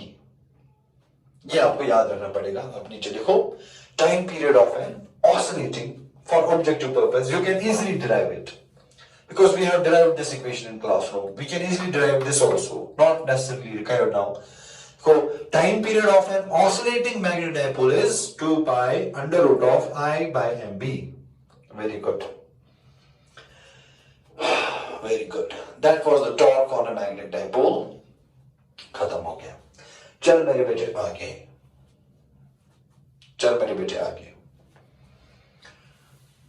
A work done by external agent to rotate the magnetic dipole. Work done to rotate a magnetic dipole placed in a uniform magnetic field. Placed in a uniform magnetic field. इसका हम already electrostatics में discuss कर चुके हैं. Analogous. Work done to rotate an electric dipole placed in a uniform electric field. Here we are going. Work done to rotate a magnetic dipole placed in a uniform magnetic field. Okay, how do we do it? We know the equation. Work done is equal to integration of tau d theta from theta 1 to theta 2. That's the equation we know already. Work done by a torque to rotate a dipole is work done is equal to external this integration of tau d theta. So work done is equal to integration of torque के बदले हमें पता है अभी पता है mb sin theta लिखना है d theta from theta 1 to theta 2. Very good. So work done is mb बाहर इंटीग्रेशन होगा साइन थीटा का वो है minus cos theta under limits theta 1 to theta 2. So how much is the work done now? Work done is equal to minus mb cos of theta 2 minus cos of theta 1. This is the work done. This is the work done to rotate a dipole from an angle theta 1 to an angle theta 2. The work done is minus mb cos of theta 2 minus cos of theta 1. खत्म. Electrostatics में भी आपको यही मिला था. Work done is minus PE cos of theta 2 minus cos of theta 1. बराबर वो जो फिजिक्स वहां पे पढ़ाया था वही है. आप बोलोगे सर वर्क क्यों करना पड़ेगा एक्सटर्नल टॉर्क को? मैं बोलूंगा देख मेरे बेटे देख अगर आप एक डायपोल को यूनिफॉर्म मैग्नेटिक फील्ड में डालोगे तो इसमें टेंडेंसी होता है रोटेट होना because of the torque created by the force mb जो हमने पढ़ा. तो इसका रोटेट होता है. इसका टेंडेंसी होता है to align itself in the direction of the magnetic field. जैसे इलेक्ट्रिक डायपोल का टेंडेंसी होता था to align itself in the direction of electric field, वैसे मैग्नेटिक डायपोल का होता है to align itself in the direction of magnetic field. तो इसका मतलब अगर मुझे इसको उल्टा घुमाना है ऐसे तो मेहनत करना पड़ेगा क्योंकि इसका टेंडेंसी है to be in the direction of field. I want to take it away from that tendency, away from that orientation. I have to work. So that is the work done is minus mb cos theta 2 minus cos theta 1. Okay. And by the way, it is the work done. It is the work done by the external torque. इसको ख्याल रखना चाहिए. अच्छा. That is all. Okay. यहाँ special case करेंगे. If theta 1 is equal to 90 and theta 2 is equal to theta.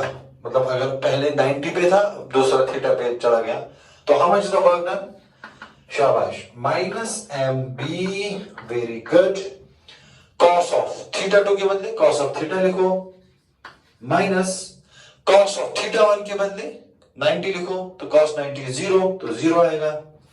इसका मतलब work done is minus mb cos theta. इसका मतलब work done is minus m dot b. This is the work done but it is a special case जब theta 1 कितना होगा 90 और theta 2 कितना होगा theta. Very good very good very good. अगला आप इसी में लिख सकते हो पोटेंशियल एनर्जी स्टोर्ड. इसका नाम रखो मेरे बेटे इक्वेशन नंबर 1. इसका नाम रखो मेरे बेटे इक्वेशन नंबर 2.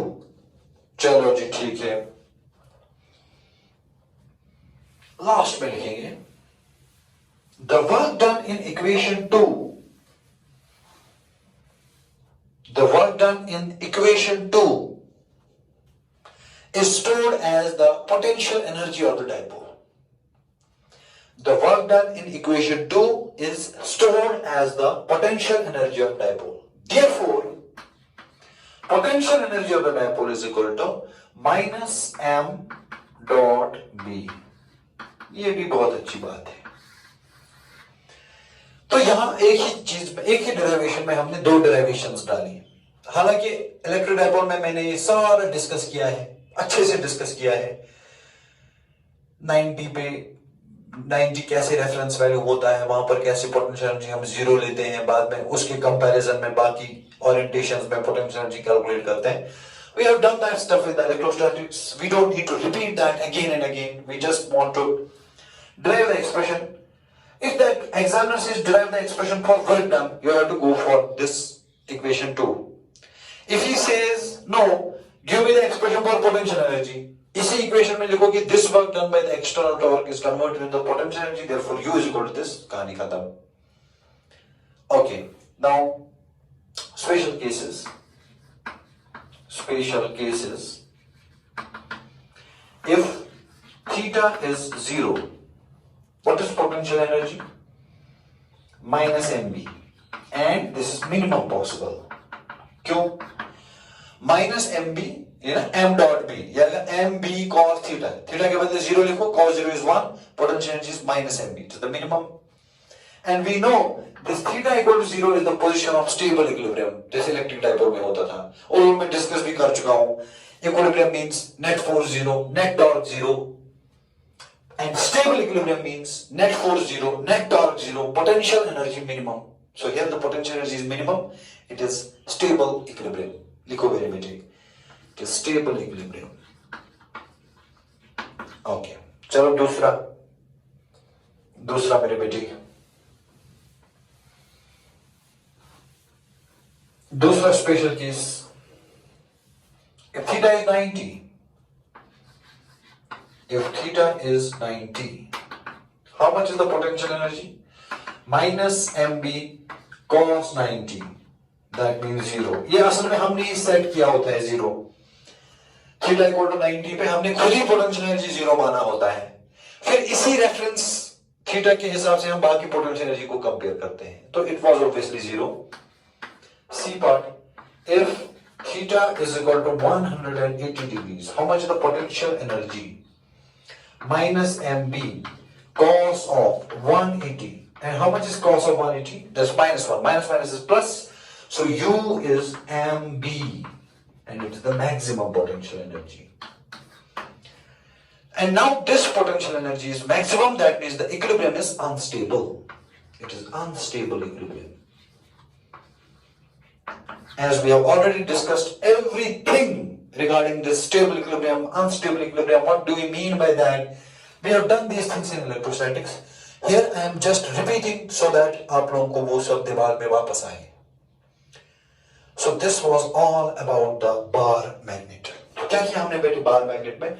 हमने बार मैग्नेट देखा क्या होता है, हमने बार मैग्नेट का फील्ड पैटर्न देखा, हमने मैग्नेटिक फील्ड लाइंस की प्रॉपर्टीज देखी, हमने एक्शन लाइन पे मैग्नेटिक फील्ड निकाला, हमने इक्वेटोरियल लाइन पे मैग्नेटिक फील्ड निकाला, हमने टॉर्क निकाला, हमने वर्क निकाला, हमने पोटेंशियल एनर्जी निकाला, हमने टाइम पीरियड देखा ऑफ ऑसिलेटिंग डायपोल. तो हमने असल में क्विकली इलेक्ट्रोस्टैटिक्स का एक रिवीजन मारा. जो इलेक्ट्रोस्टैटिक्स में होता है वो यहां पर भी होता है. एनालॉजीज क्या है? वहां होता है प्लस क्यू, यहां होता है प्लस एम, वहां माइनस क्यू, यहां माइनस एम, वहां इलेक्ट्रिक डायपोल मोमेंट P, यहां electric dipole moment M, sorry magnetic dipole moment M, वहां इलेक्ट्रिक फील्ड E, यहां मैग्नेटिक फील्ड B. तो ये सारी चीजों को जब हम इन सारी चीजों से रिप्लेस करते हैं तो हमें मैग्नेटोस्टैटिक्स मिलता है. So that is all about the bar magnet. Now we will discuss Earth's magnetism, जिसको हम टेरेस्ट्रियल मैग्नेटिज्म भी कहते हैं. वो हमारे लिए नया है और उसको हमें अच्छे से देखना पड़ेगा. तो our next part will be Earth's magnetism.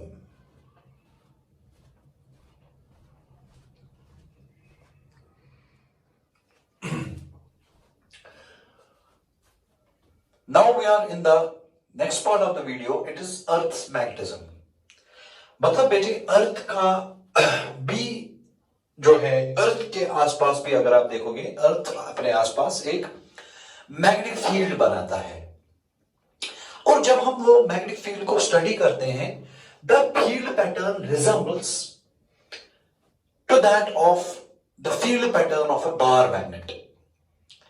तो यहां पे मैं आपको एक चीज क्लियर करना चाहता हूं कि ऐसा नहीं है कि अर्थ के अंदर एक बार मैग्नेट लगा हुआ है, ऐसा बिल्कुल भी नहीं है। अर्थ का मैग्नेटिक फील्ड पैटर्न कुछ ऐसा है, as if there is a bar magnet inside, as if it's not there is such में कोई बार मैग्नेट है। The origin of the magnetic field lines is not clearly known. There are various hypotheses, there are various theories, बहुत सारी theories है जो which attempt to explain why there is a magnetic field around the earth, but we are not interested in that stuff, and it's not in our syllabus. We are interested in the pattern of the magnetic field. How does the magnetic field look like? And when we see the magnetic field exactly looks like the magnetic field due to a bar magnet. तो जैसा कि आप यहां पे देखो, ये जो है ये व्हाइट कलर का गोल मैंने बनाया है, ये अर्थ है, और ये अर्थ का नॉर्थ पोल है, और ये अर्थ का साउथ पोल है। Okay, and the bar magnet which we are supposing, the bar magnet, ये वो बार मैग्नेट का ये साउथ पोल है, ये साउथ पोल है बार मैग्नेट का, और ये वाला जो है ये नॉर्थ पोल है मेरे बेटे। इसका मतलब ध्यान से देखो, जहां अर्थ का नॉर्थ पोल है वहां मैग्नेट का साउथ पोल है, जहां अर्थ का साउथ पोल है वहां मैग्नेट का नॉर्थ पोल है। ये पहले आपको समझना पड़ेगा। The poles of the magnet are opposite to the poles of the earth. इनको हम जियोग्राफिक पोल्स बोलते हैं। It is geographic north pole, it is geographic south pole, it is the south pole of the bar magnet, it is the north pole of the bar magnet. मगर यहां पर एक point confusion आपको create कर सकता है। ये जो साउथ पोल है, साउथ पोल को हम बोलते हैं मैग्नेटिक नॉर्थ, और जो नॉर्थ पोल है, नॉर्थ पोल को हम बोलते हैं मैग्नेटिक साउथ। इसको आपको समझना पड़ेगा। इसका मतलब magnetic north coincides with the north pole, मतलब same polarity. Geographic north, magnetic north. Geographic south, magnetic south. But magnetic north is actually the south pole of the bar magnet, and magnetic south is actually the north pole of the bar magnet. ये यहां से थोड़ा यहां पे थोड़ा सा गड़बड़ है, इसको आप ख्याल रखो। This is the geographic north. This is the geographic south. This is the magnetic north, this is the magnetic south. But magnetic north is actually the south pole of the bar magnet, and magnetic south pole is actually the north pole of the bar magnet. इसको आपको diagram में याद रखना पड़ेगा। और फिर देखो magnetic field lines, north pole से उठी magnetic field line south pole में चली गई, नॉर्थ पोल से उठी magnetic field line south pole में चली गई, नॉर्थ पोल से उठी magnetic field line south pole में चली गई। इसी तरह वहां से भी मैग्नेटिक नॉर्थ पोल से उठी magnetic field line south pole में चली गई, नॉर्थ पोल से उठी साउथ पोल में चली गई, नॉर्थ पोल से उठी साउथ पोल में चली गई। So this is the field pattern of earth, जो अर्थ मैग्नेटिक फील्ड है, that is the pattern. Now first of all we are going to define some basic terms जो हमें आगे जाकर के जरूरत पड़ेगी।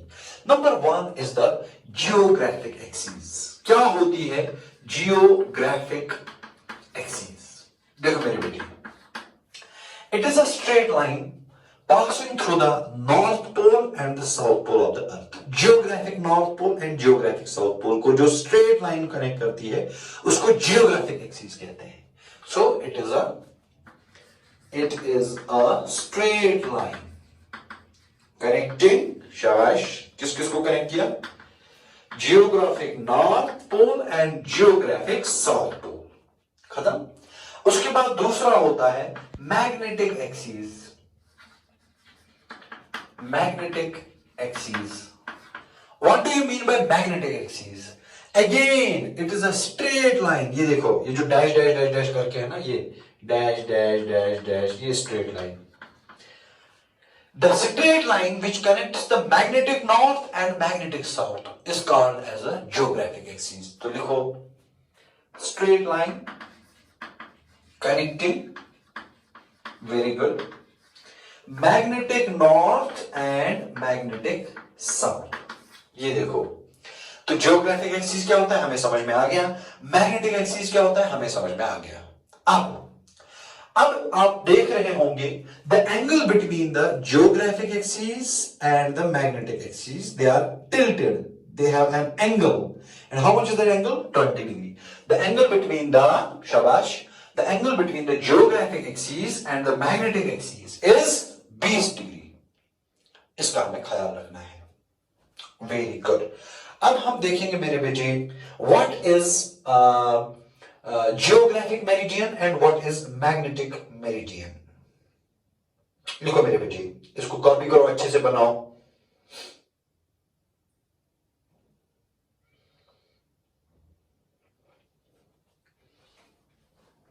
Very good.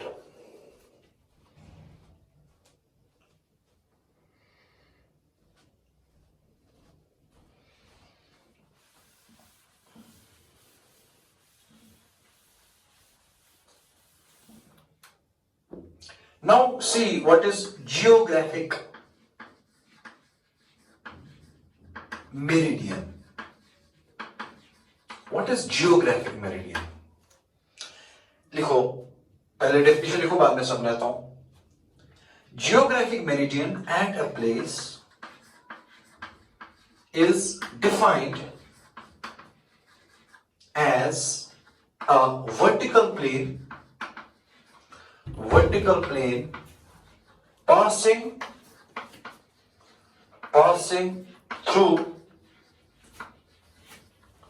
passing through geographic meridian at a place is defined as a vertical plane passing through shabash geographic north and geographic south. ये देखो मेरे बेटे, this is the geographic north pole, this is the geographic south pole. Magnetic meridian at some place on earth is defined as a vertical plane which passes through the geographic north pole and geographic south pole. मैं आपको समझाता हूं। Vertical plane होता है ये देखो, this is the vertical plane and this vertical plane passes through the geographic north pole and the geographic south pole. इसका मतलब this is the geographic meridian at a particular place.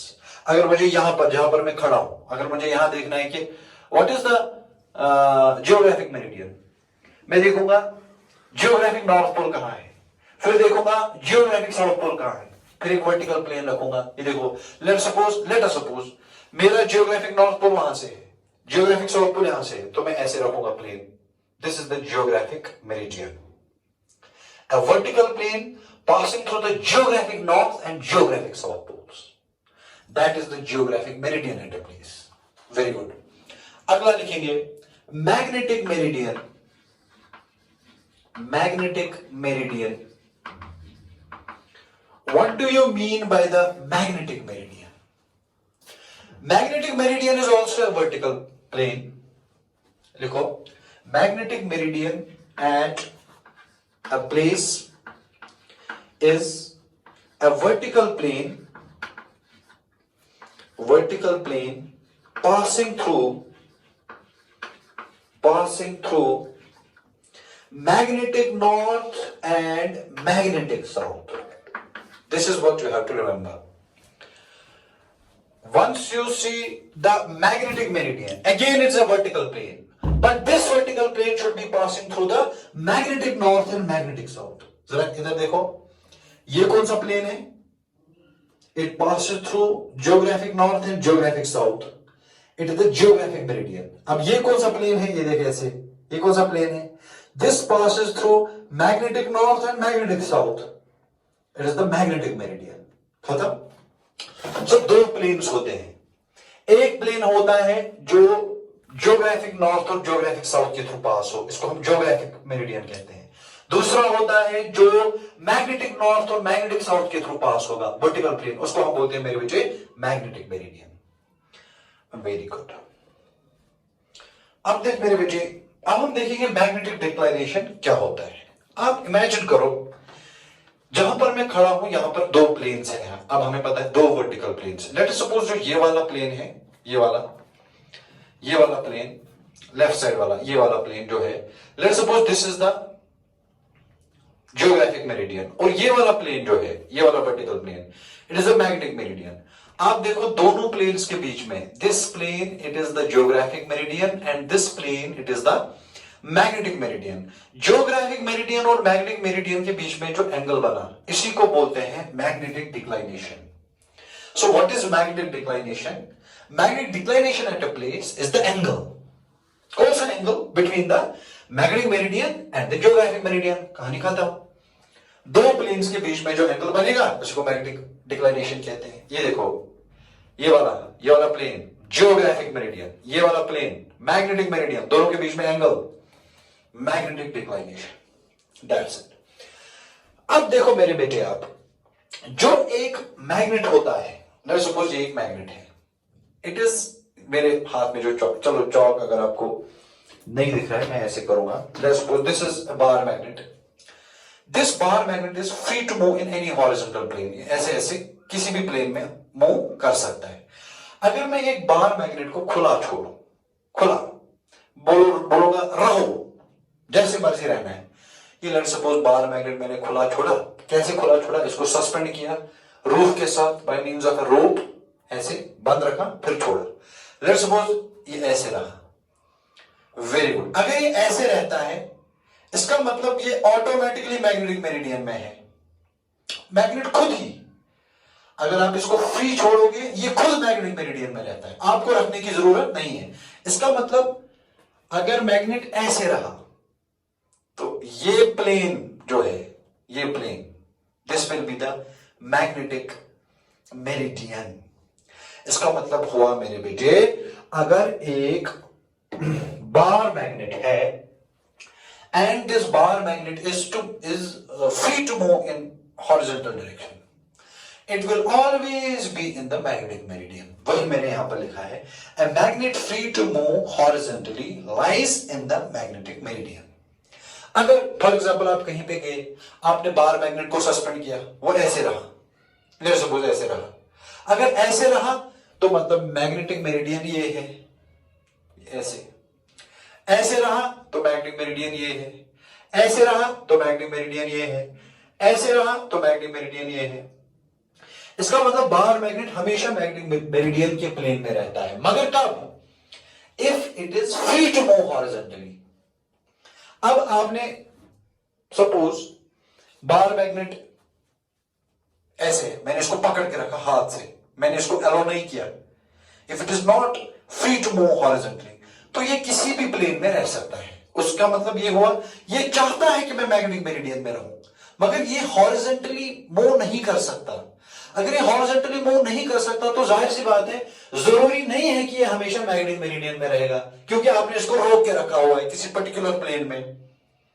तो अगर आप इसको खुला छोड़ोगे, अपनी मर्जी से खुद मैग्नेटिक मेरिडियन में रहेगा। अगर खुला नहीं छोड़ोगे तो जिस प्लेन में आपने रखा उसी प्लेन में रहेगा। इसका ख्याल रखना होता है। शाबाश। So this is the magnetic declination. So you will write it down. What is magnetic declination? Magnetic declination at a place is the angle between magnetic meridian and geographic meridian. A magnet free to move horizontally lies in the magnetic meridian. इसको लिखो। दूसरा है, now we will see what is magnetic inclination or angle of dip.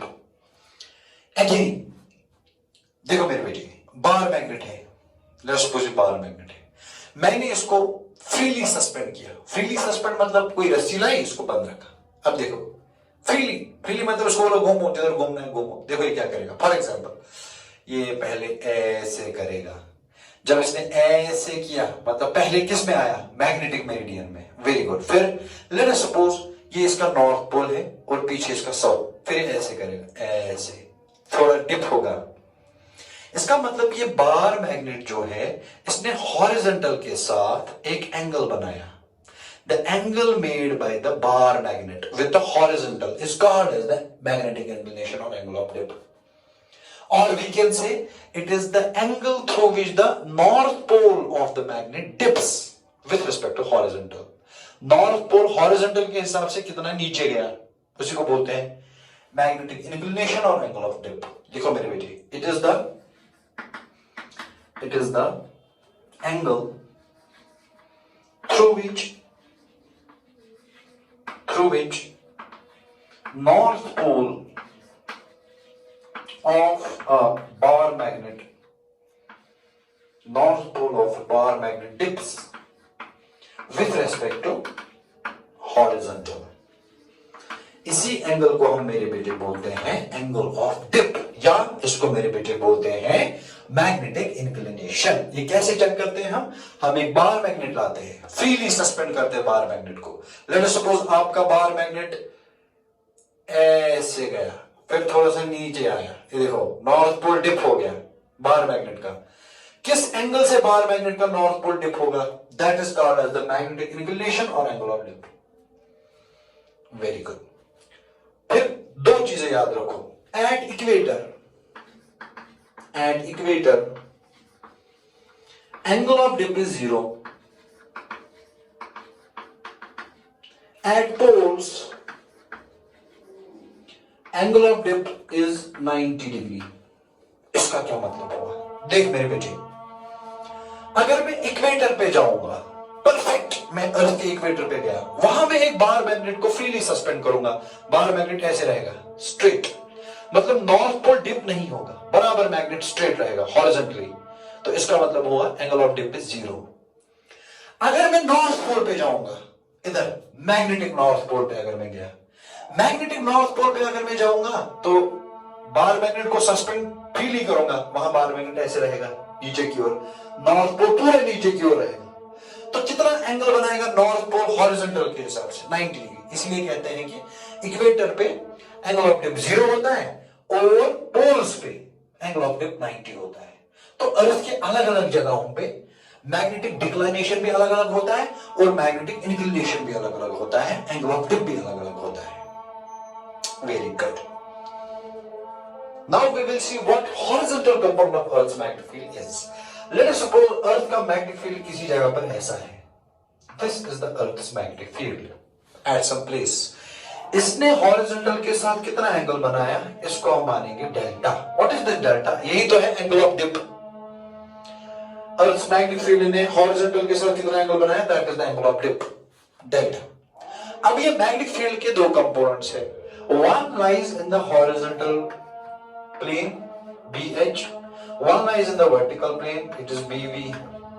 This is called as the horizontal component and this is called as the vertical component. And how much is the horizontal component मेरे बेटे? ये magnetic field कितना है? B। तो यहां से कितना होगा मेरे बेटे?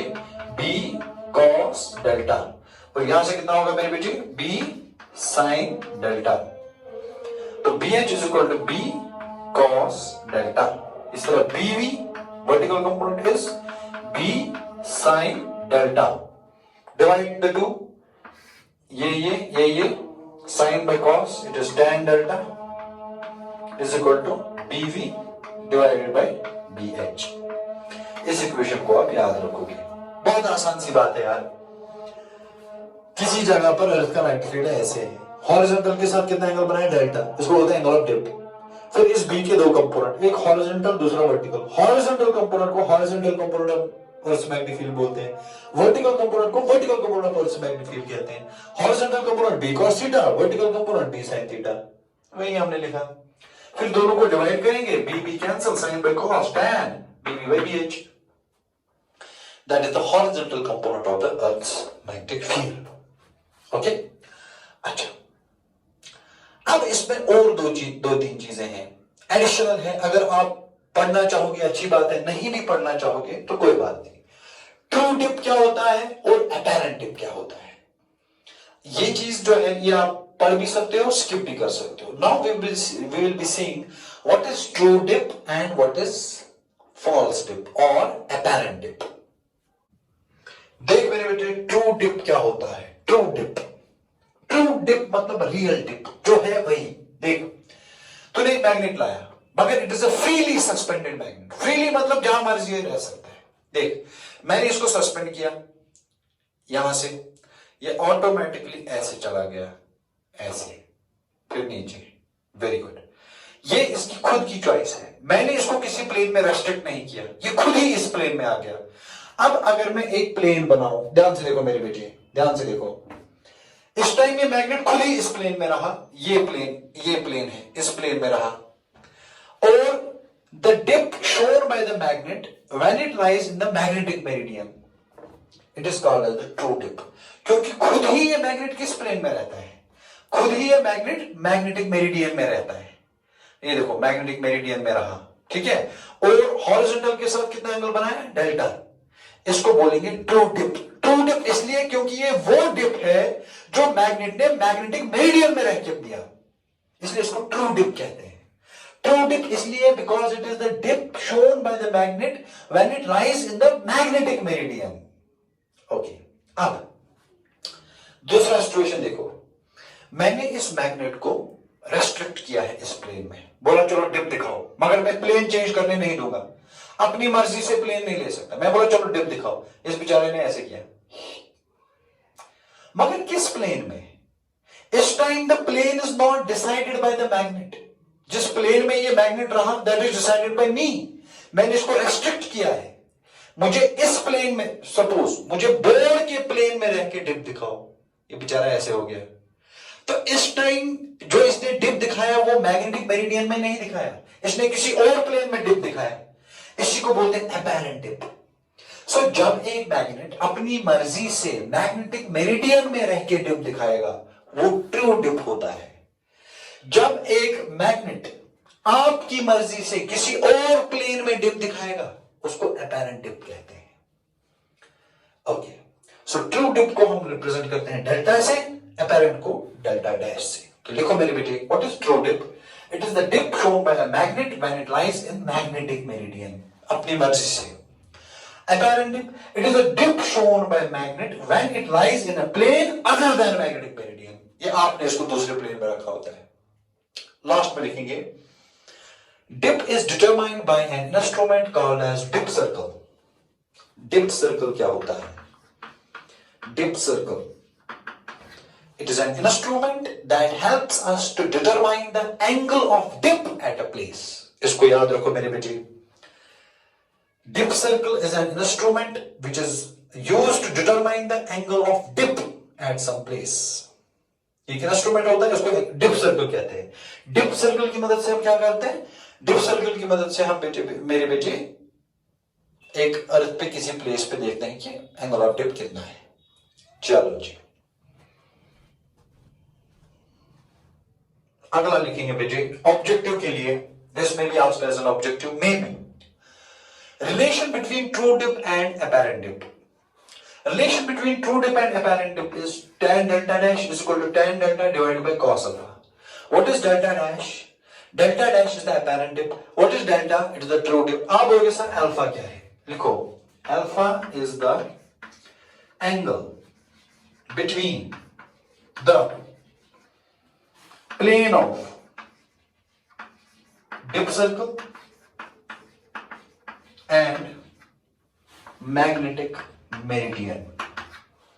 अब बोलोगे सर समझ नहीं आया, मैं बोलूंगा मेरे बेटे, लेट अस सपोज ये बार मैग्नेट है, ध्यान से देखो, मैंने इस बार मैग्नेट को इस प्लेन में रखा by means of a dip circle. Okay, board के प्लेन में रखा, मैंने रखा हुआ है by means of a dip circle, मैंने इसको बोर्ड के प्लेन में रखा, इसने ये डिप दिखाया, ये जो इसने डिप दिखाया ये कौन सा डिप हुआ?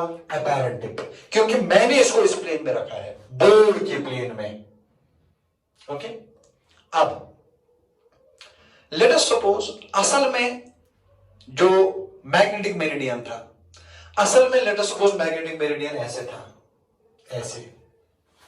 अगर मैं इस मैग्नेट को खुला छोड़ता, फॉर एग्जांपल बोलता चलो अपनी मर्जी से किसी प्लेन में रहो, लेट अस सपोज ये ऐसे रहता बेचारा, ऐसे। So this is the magnetic meridian. ये देख, मैं आपको समझाता हूं। पहले मैंने इसको इस प्लेन में रखा, तो मेरा प्लेन ये है, बोर्ड का प्लेन ये है जिसमें मैंने इसको रखा, मगर ये किस प्लेन में रहना चाहता था? इस प्लेन में। तो this is the magnetic meridian. Don't you feel there is an angle between the plane, board का plane and the magnetic meridian? इसी एंगल को हम बोलते हैं मेरे बेटे alpha. It is the angle between the two planes. कौन सा? Number one plane of the dip circle जिसमें आपने रखा, number two plane of the magnetic meridian जिसमें रहना चाहता है। दोनों के बीच का एंगल होता है अल्फा, वही हमने लिखा, where alpha is the angle between the plane of dip circle and magnetic meridian. So that is all about the earth's magnetism, the terminology of the earth's magnetism. इसमें आपको यही चीजें जो है पता होनी चाहिए। Now there are two more terms, isogonic lines and isoclinic lines. What are isogonic lines? लिखो मेरे बेटे, lines connecting the places having same angle of declination. Angle of declination. Those lines which connect the places having same angle of declination are called as isogonic lines. इसी तरह होते हैं isoclinic lines. Isoclinic lines. क्या होते हैं isoclinic lines? Lines connecting places having same dip, they are called as isoclinic lines. अर्थ पे बहुत सारी प्लेसेस ऐसे आपको मिलेंगी जिनका मैग्नेटिक डिक्लाइनेशन सेम है। अगर आप वो सारे प्लेसेस को कनेक्ट करोगे बाय मींस ऑफ लाइंस, उनको बोलेंगे आइसोगोनिक लाइंस। इसी तरह अर्थ पे बहुत सारी प्लेसेस आपको ऐसे मिलेंगे जिनका डिप सेम होगा, अगर आप उनको कनेक्ट करोगे बाय मींस ऑफ लाइंस, उन लाइंस को आपको बोलोगे मेरे बेटे isoclinic lines. So this is all about the earth's magnetism. इसमें हमने टर्मिनोलॉजी देखा, जियोग्राफिक नॉर्थ क्या है, जियोग्राफिक साउथ क्या है, मैग्नेटिक नॉर्थ क्या है, मैग्नेटिक साउथ क्या है, जियोग्राफिक एक्सिस क्या है, मैग्नेटिक एक्सिस क्या है, जियोग्राफिक मेरिडियन क्या है, मैग्नेटिक मेरिडियन क्या है, मैग्नेटिक इंक्लिनेशन क्या है, मैग्नेटिक डिक्लाइनेशन क्या है, ट्रू डिप क्या है, अपैरेंट डिप क्या है, और relationship between true dip and apparent dip क्या है। These are the all things which come under a single heading which is called as the Earth's magnetism. Okay? अब हम कुछ और चीजें डिस्कस करेंगे जो हमारा लास्ट पार्ट होगा इस चैप्टर का। What do you mean by magnetizing force? What do you mean by magnetic susceptibility? What do you mean by intensity of magnetization? वो सारी चीजें अब हम क्लियर करने वाले हैं और डिफरेंट रिलेशंस देखेंगे उनके बारे में। And that will be the last part. And बहुत ही छोटी छोटी टर्म्स हैं, उनको आप क्लियर करेंगे। तो मेरे बेटे अब हम देखेंगे मैग्नेटाइजिंग फोर्स या मैग्नेटिक इंटेंसिटी क्या होता है। तो we will avoid calling it magnetising force, better is we call it magnetic intensity, H जिसको हम बोलते हैं। मैग्नेटिक इंटेंसिटी क्या होती है? देखो मेरे बेटे, it is the degree up to which a magnetising force can magnetise a material. Confusion है, मैं आपको समझाने की कोशिश करूंगा। देख मेरे बेटे, लेट अस सपोज हम एक सोलेनॉइड लेंगे, सोलेनॉइड, ये देखो अभी इस सोलेनॉइड में करंट नहीं है। अगर अभी इस सोलेनॉइड में करंट नहीं है तो मैग्नेटिक फील्ड भी नहीं है। वेरी गुड, इसका मतलब अभी ये सोलेनॉइड जो है ये मैग्नेटाइज नहीं हुआ। मैग्नेटाइज इसलिए नहीं हुआ क्योंकि इसका अभी मैग्नेटिक फील्ड नहीं बना। Okay, now let us suppose the number of turns per unit length in the solenoid is n, और मैंने इसमें करंट डाला।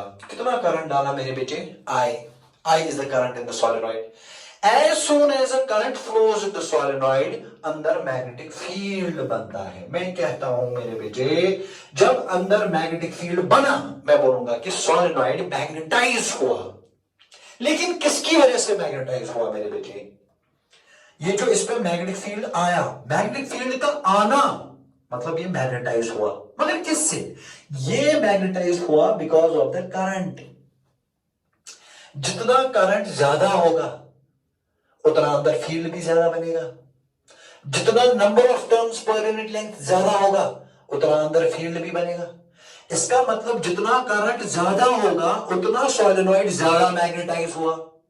जितना number of turns per unit length solenoid में ज्यादा होगा उतना सोलेनॉइड ज्यादा मैग्नेटाइज हुआ। इसका मतलब यहां पर मैग्नेटाइजिंग फोर्स क्या है? यहां पर मैग्नेटाइजिंग फोर्स है current in the solenoid and number of turns per unit length, N and I.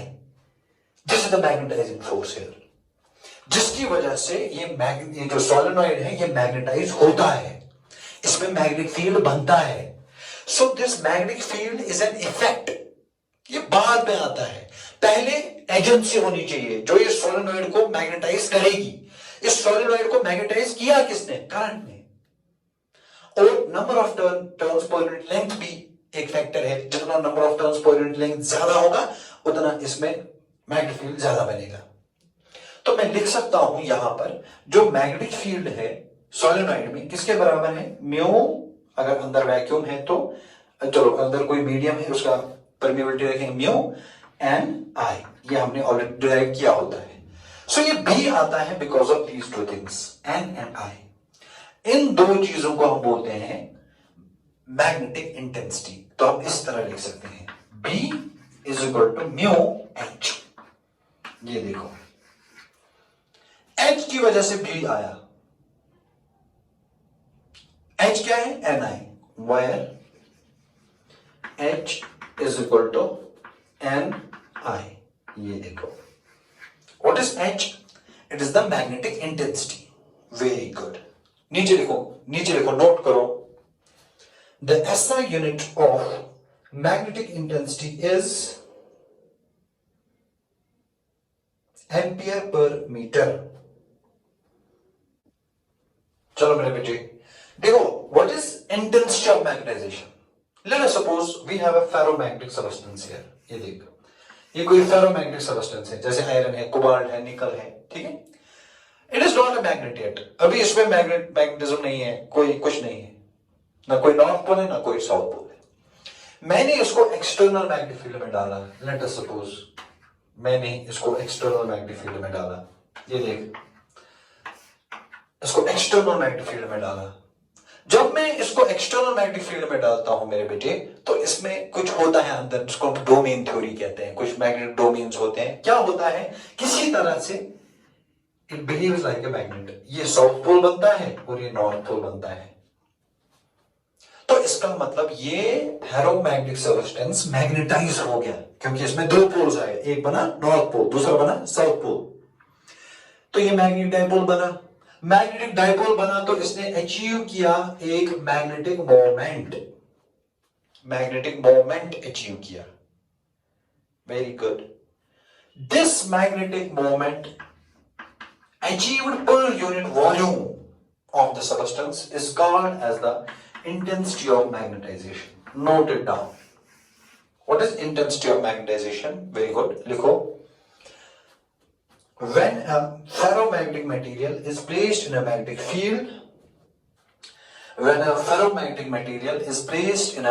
field, it attains a magnetic moment.